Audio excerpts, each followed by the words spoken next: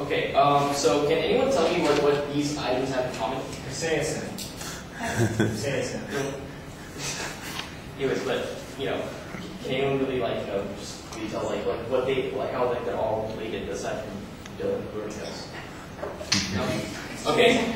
Now basically what these all contain is this chemical compound known as capsaicin, which is a chemical compound that produces the sensation of heat and burning to any kind of tissue that it comes into contact with. So basically what I'll be talking about is the different uses of capsaicin within our society. And I've always been pretty curious, how chili peppers, give you that spicy feeling in your mouth. It's kind of led me to do some research on this. Now I'm pretty sure a lot of you eat or like spicy food or enthusiasts about peppers. But I'm pretty sure a lot of people are also not sure, unclear as to how how they work. I will explain today, for you how capsaicin is used in foods, medicine, and law enforcement. So first of all, from square one, capsaicin originates from its uses in food. So first and foremost, they're only found in chili peppers.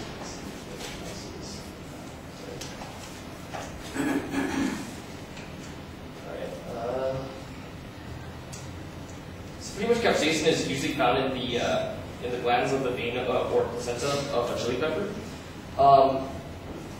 I posted a video here.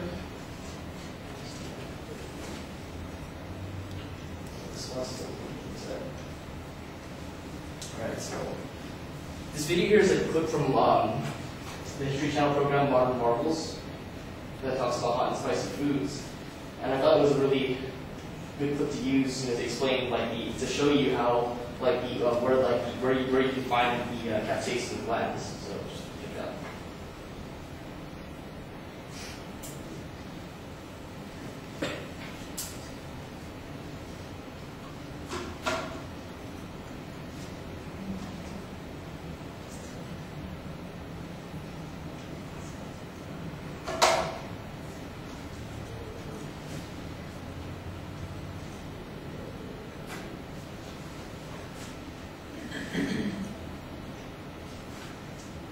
Okay, well, my video isn't working, so basically I'll just come to this when I access back up. Basically what you see here, okay, is like a chili pepper that's been cut in half down the middle so you can see the seeds. Now where you find the capsaicin, okay, is in these glands right here, okay, that are in the veins of or what we call the placenta. Let's see. Now, for most peppers, okay, capsaicin is usually found in small glands, and there is one pepper, okay, which at one point was considered the hottest chili pepper in the world, which is called Buchalokia pepper. Now, so you see this whole area right here, okay, which is the placenta. What makes it Buchalokia different, okay, is that the entire vein is covered in capsaicin, which gives it an even more potent spice to it, rather than your usual pepper like jalapenos, which is what I have up here.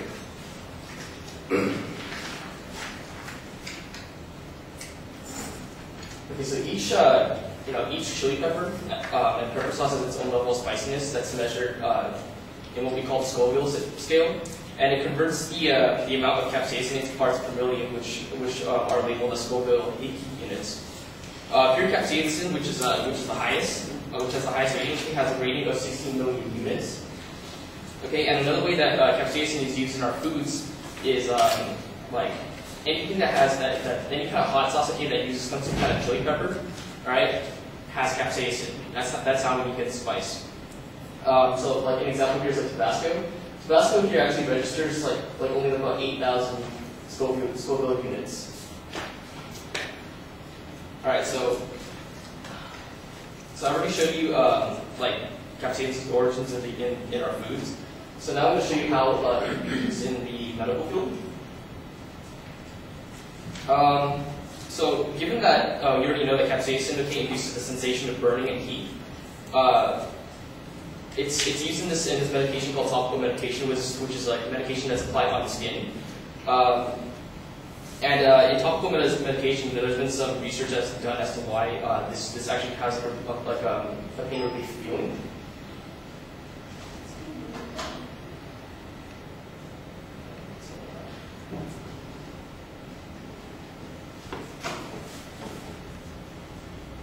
Mouse isn't working well.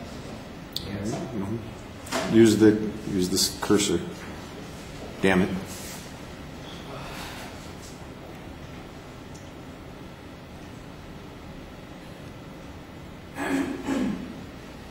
Alright, so basically what was described in this 2009 medical journal was that basically, we just call it topical capsaicin for pain management, therapeutic potential and mechanisms of action of new high concentration capsaicin, 8% patch, starts long term.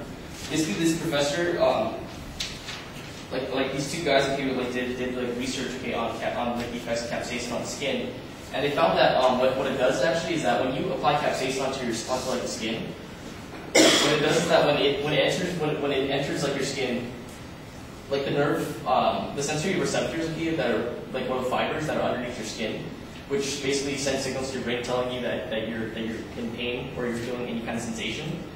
Anything that's sensitive to capsaicin, will be heated up, and this is what they call it's what they call defunctionalization of sensory receptor fibers.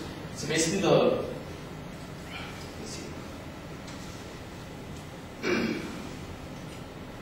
So basically what happens is that these fibers can become, dysfunctional and they stop working the way that they should, which ends up causing them not to work anymore. So over time, when you're exposed to when you're you have prolonged exposure to capsaicin, you basically feel numb and you won't feel anything, and that's fine anymore. Alright, so that's like medical uses of capsaicin. And now, given that it's like I mentioned before, it's used. It has like a burning sensation. You can pretty much guess that capsaicin can be used to harm people too, which of course relates to pepper spray. Now, capsaicin in topical medications actually in very low concentrations. Now, in law enforcement, according to an article called "Chemical Hazards in Law Enforcement," police-grade pepper spray contains up to 5 to 10% concentrations of capsaicin. And if you want an idea of how effective it is, like the habanero pepper is registers at about 350 to 500,000 Scoville units. Now, police-grade pepper spray is up to about 5.3 million heat units. And basically, So I explained the way how the capsaicin from chili peppers work, and how they're used in food medicine and law enforcement. So I hope that you guys found this stuff interesting and useful. So thank you for your attention and time. Say something about our favorite. Yeah. Oh, first make sure you do this.